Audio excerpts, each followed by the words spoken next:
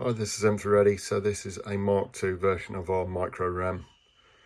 So it's a little bit different. The tripod has now been taken away.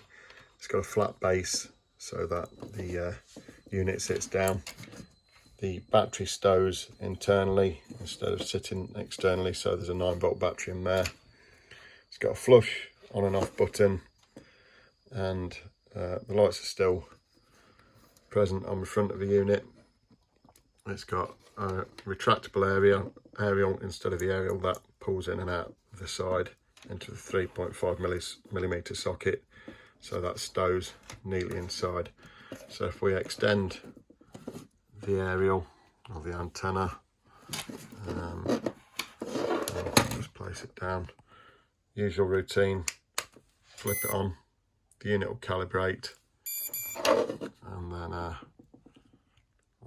as we move closer to it, you'll see that the device, the LEDs go up, and then on the top LED it will alert